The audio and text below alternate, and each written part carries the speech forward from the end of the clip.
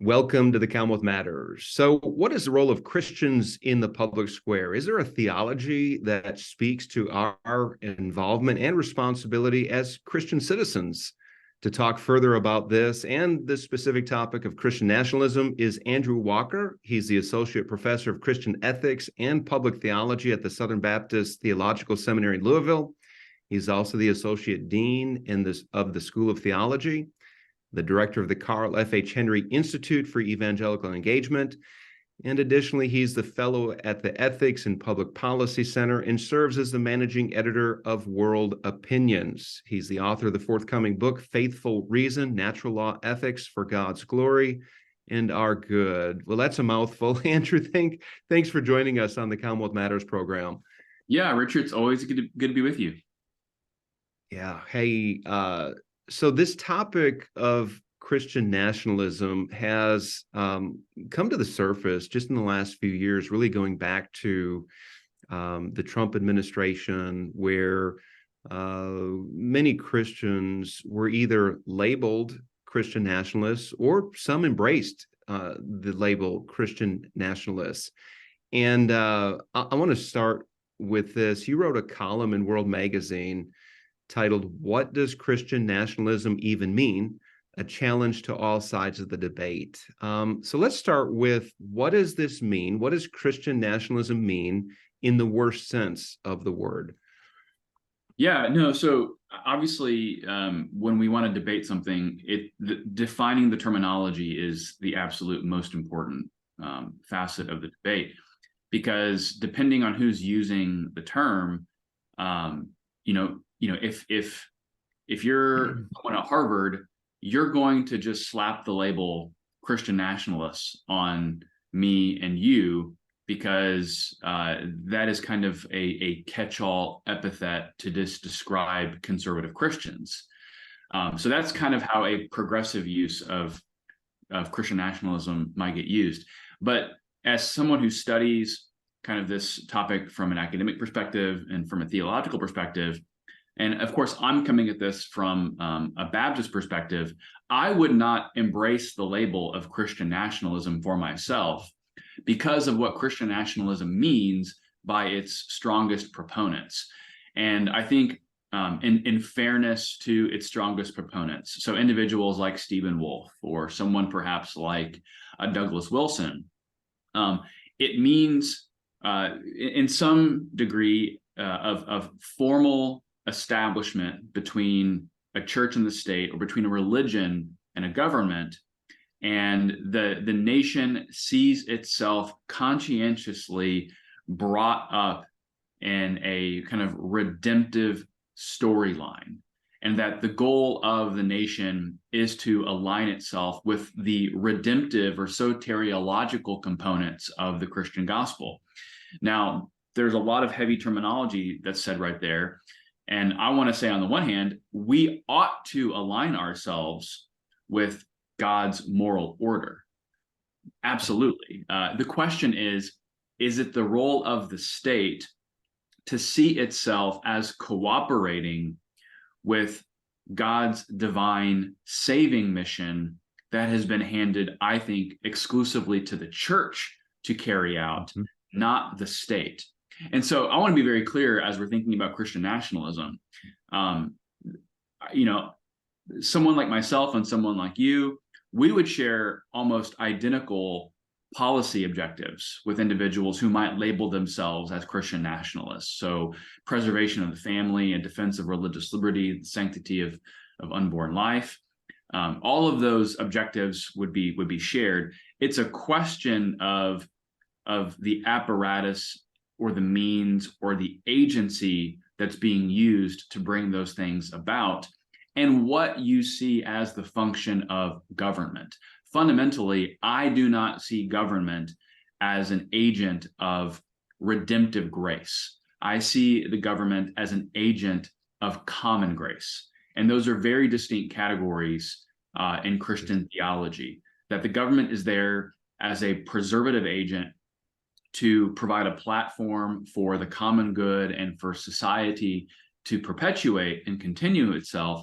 But the government is just not competent to administer a redemptive covenant.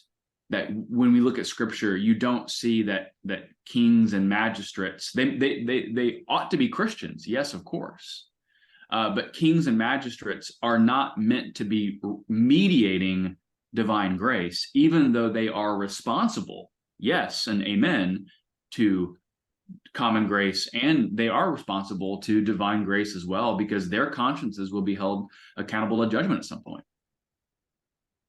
That's good. There's a lot there in what you just said, Andrew. So as Christians, we look to Romans 13 for our basis, really an understanding of government. Government is God's idea. Let every soul be subject to the higher power. For there's no power except that which God has established. We read further that the purpose of government is to reward those who do good and to punish those who do evil. So God instituted government for our good. And it's interesting that letter that Paul wrote to the Roman Church was they were under a tyrannical regime. In fact, they had a history. The early church had a history of living under unjust rulers, unjust Caesars. And yet here Paul is saying, look, God ordains government. Yeah. Here's the purpose of government.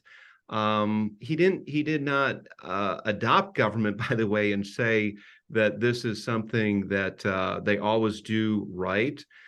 But at the bottom of it, at the core, government is ordained by God. And as citizens, we are to acknowledge that there's a God that we're ultimately accountable to.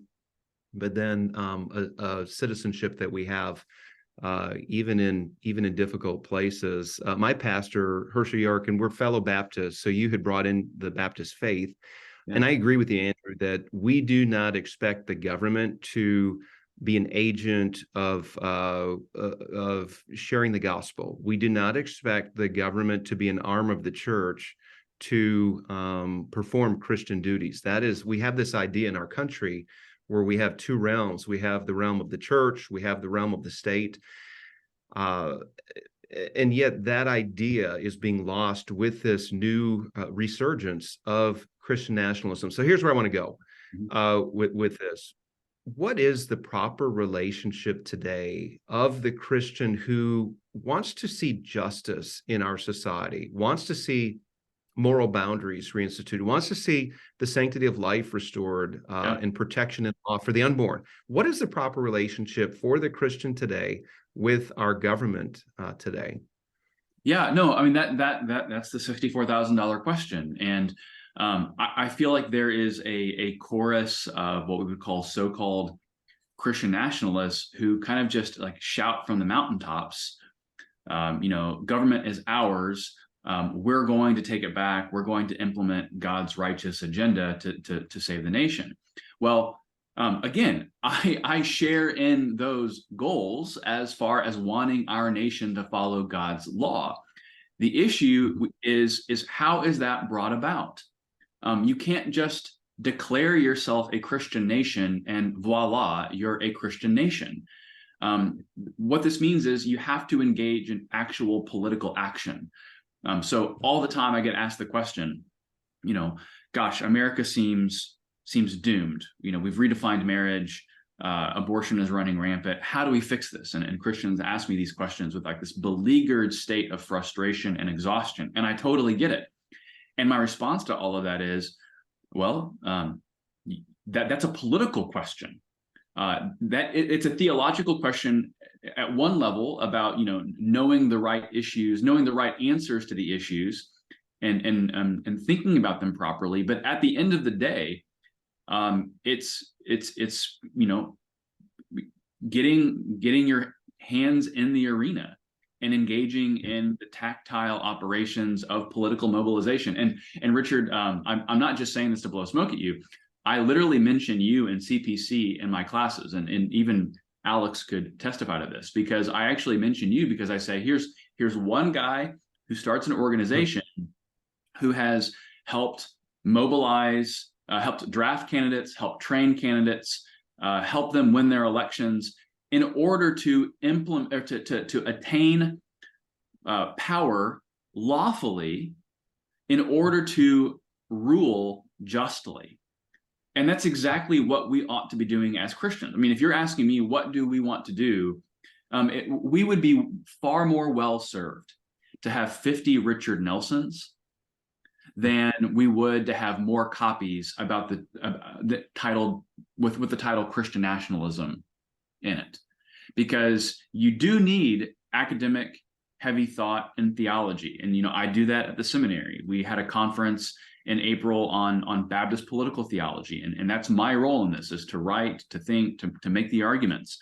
But we also then need people who are skilled at statecraft and skilled at political mobilization, which I don't really desire to do those types of things. I'm not really an activist. I'm an intellectual. That's why we need people like yourself who can mobilize, who can equip, and then to help channel all of that frustration into positive momentum to affect positive change at the most local level.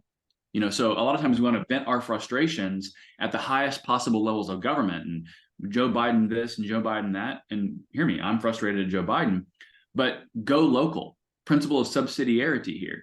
You have the ability to affect the change proportionate to where you are most locally invested. And so, that means run for school board. It means run for state and local office. You're going to be able to affect things much more easily in Frankfurt and in Louisville by getting involved than just automatically setting your sights on Washington, D.C. Yeah, Andrew, well said. And man, I'd love to take you along with me when I promote CPC and to get that. I'm doing your work, man. That's right.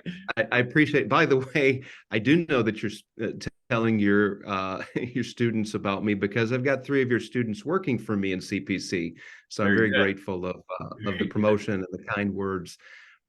So what you said about, I want to just hone in or focus on this part about putting our energies in the right place. We specialize in being angry at what Washington, D.C. is doing, or the latest bad policy from the Biden administration. We neglect as to what's going on at the local level. Yeah. Most people couldn't tell you who their school board representative is. They couldn't tell you who's on city council or serving in county government. And those are the areas that we can have the greatest impact. So we overlook that. As Christians who care about our culture and the direction of our communities, we can get involved at the local level. And my encouragement to those listening and watching is to take your energies. If you believe that God is calling you to engage the public policy and political realms in some way, look at local opportunities. Look to see if there's an opening on your school board. Here in Frankfurt, I live in a district where last year we couldn't find a school board member to run in my district, and eventually somebody filed, but it wasn't challenged. There was one person on the ballot for that seat, and I think of many of the issues today are being hashed out at the school board level. So those who are listening, please take your energy and maybe your angst that you have towards the federal government and refocus it in a positive way. Andrew, another point, I want to move us in this direction. And the $64,000 question is to figure out, as you said, what is the proper relationship between Christians and our civil government. I'd like us to look at this. Consider the amazing freedoms and liberties that we have in this nation. First Amendment freedoms of speech, of association, to simply protest in a civil manner. Freedom of the press. We have these amazing freedoms. The church is given freedom to worship without fear of oppression from the government. And that's a freedom that we take for granted. But look at these freedoms that we have that were afforded in our Constitution, and these freedoms have been upheld at the court level. But look at these freedoms and the amazing latitude that we have to work in as Christians who care about the common good, as Christians who care about promoting justice in our society. And if we understand what we have and understand this latitude, Andrew, don't you think that this should compel us, apart from this discussion, and this is a relevant discussion, but don't you think that this should compel us to, as responsible Christian citizens trying to honor God, shouldn't it compel us to engage well wherever we might be? No, certainly. And this brings up an important discussion about like terminology around rights. Like we have freedoms, those freedoms are there to protect rights. And I'll often hear, and in fact, I heard a very well-known pastor on Twitter just last week said Christians are at their best when they're fighting for the rights of others before they're fighting for the rights for themselves. Yeah. And I can understand and appreciate the spirit about looking for the interest of others. I want to interpret this in the best possible light. But I responded charitably and kindly to this individual, and I said, well, respectfully, that is a misunderstanding of what rights are. Rights are, by definition, reciprocal in nature. So when I'm advocating for the religious liberty rights of the Jewish individual to be able to attend their synagogue, I am at the same time arguing for the legitimacy and plausibility of my religious liberty rights as well, because in the system of government that we have, we are all supposedly equal under the law, and equality, inherent in the concept of equality is the notion of reciprocity. And so, if I would anchor this biblically, you go to a passage in Jeremiah 29, and I know you know this, Richard. Seek the welfare of the city, for in its welfare you will find your welfare. Notice what just happens in that passage. You're to seek out the positive good for the sake of every single person's flourishing, which we might call the common good. I love that you use that phrase. Yeah. But then the logic of Jeremiah is, if you seek out the good of others, you are effectively leavening an environment that is going to provide fertile grounds for your flourishing as well. And I should just note this. If you go to Jeremiah 29, that's written in a state of exile, right? Israel is not in Israel at this point. What are they called to do? They're called to get married, plant gardens, build homes. They're basically called to testify to creation order and to manifest creation order properly in a state of exile. Then you go to the New Testament, and we're called aliens and exiles because of the fact that we are living in a fallen eschatological age.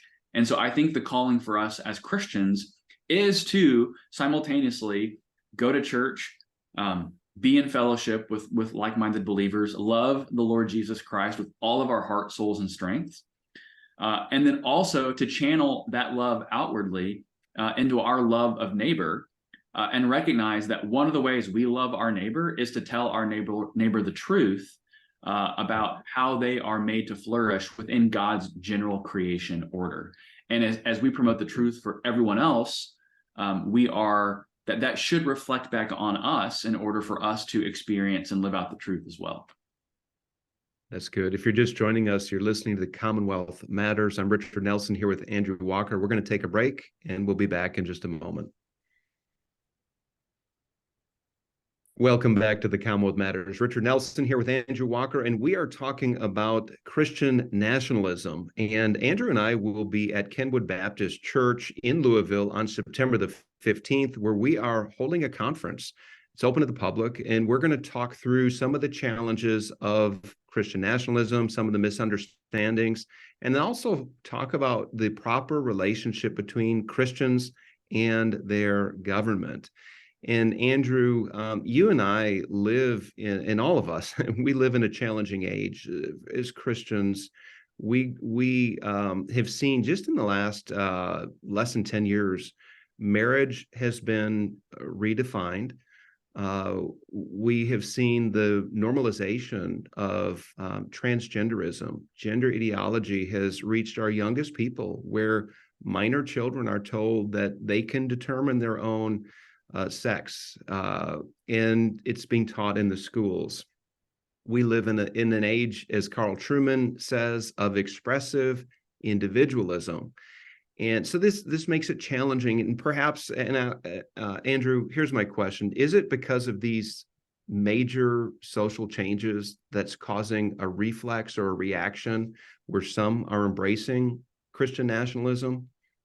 I think that that's no doubt a contributing factor. I think what at the largest possible layer of analysis that I would give to this is the Christian veneer that kind of broadly encapsulated America for the last 240 plus years. That veneer is coming off, and we're seeing really a stark contrast between a militant, cold secularism that basically has no objective morality to it. It says that human nature doesn't exist and that you can tamper with your body. You can deny that your body has any objective moral content in itself, or you can buy into a Christian anthropology that says no, or a Christian morality that says there is an objective morality. That objective morality orders our understanding of anthropology, and that there is a design, a purpose, a goal to how we've been made.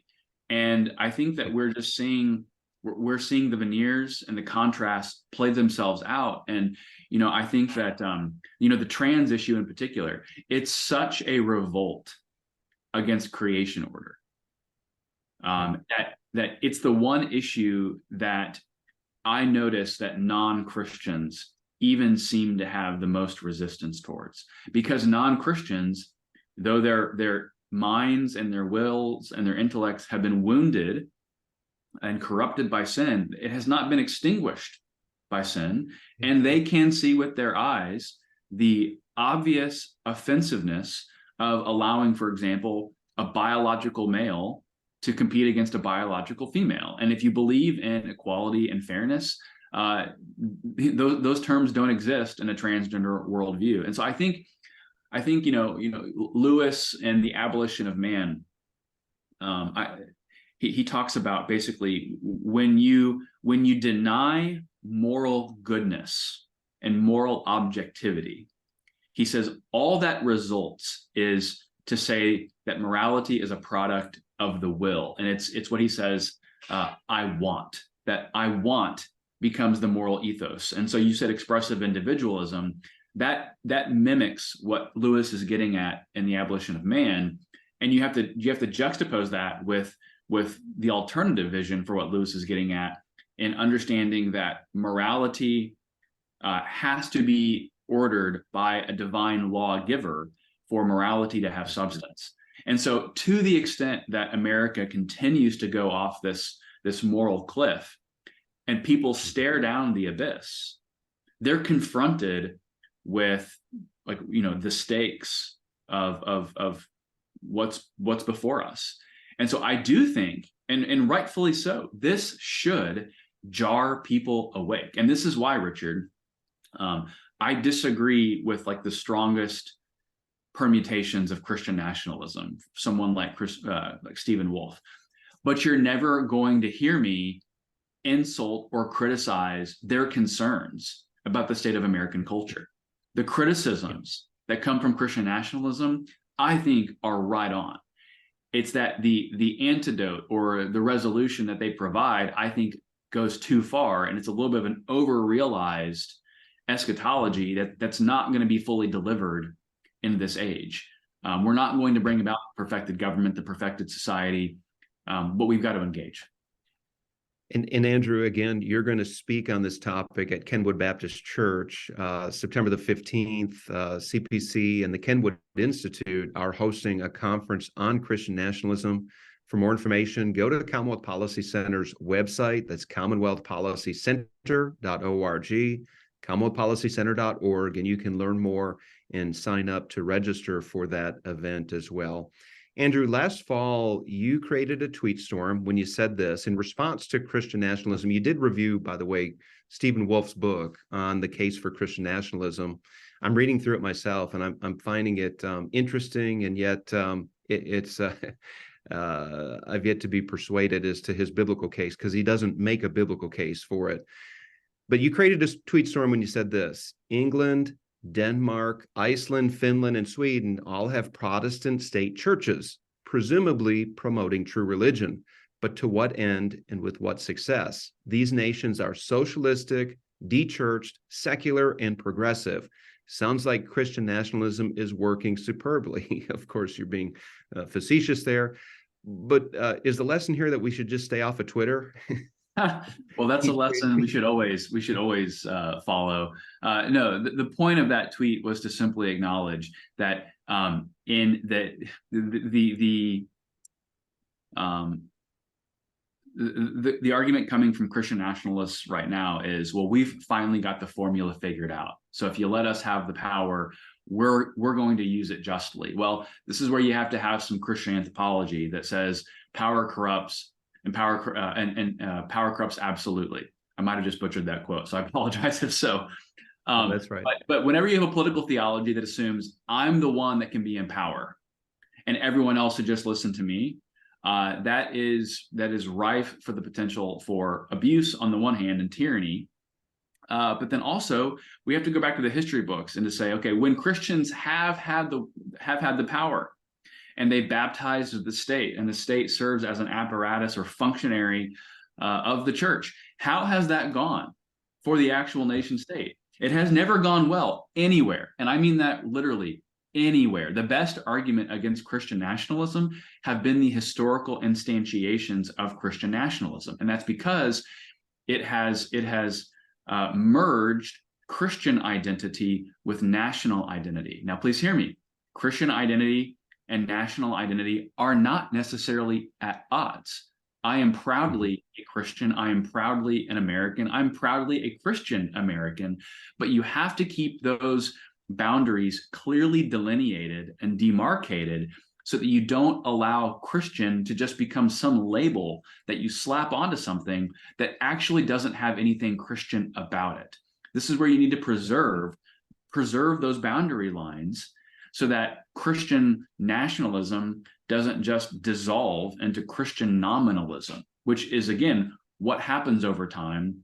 And so that again, the point I made there is, Finland is a Christian nation, so to speak, and they just almost arrested one of their members of parliament for citing a Bible verse in Romans during Pride Month.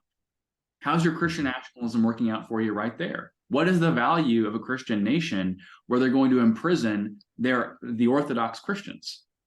And this is why I think built into the system of Christian nationalism is a bug from the start. Yeah, Andrew, that's fantastic. We could go on and do another program here, and I want to end with this thought, and then to give another plug for our conference. The rub is where one of the Christian principles is we know that God has given us a conscience, every human being on the face of the earth, and conscience is the realm where the state should not interfere with, and I think we can all embrace that. And the worst definition of Christian nationalism would infringe on the rights of conscience, and I'm hoping that you can unpack that at our conference coming up in Louisville. One more plug here. We will be in Louisville on September the 15th at Kenwood Baptist Church to discuss Christian nationalism. Professor John Wilsey from Southern Seminary, Cullen Smothers of the Council on Biblical Manhood and Womanhood, Andrew Walker, and myself will be discussing this topic. For more information, go to commonwealthpolicycenter.org. Andrew, thank you so much for joining us. Thank you, Richard.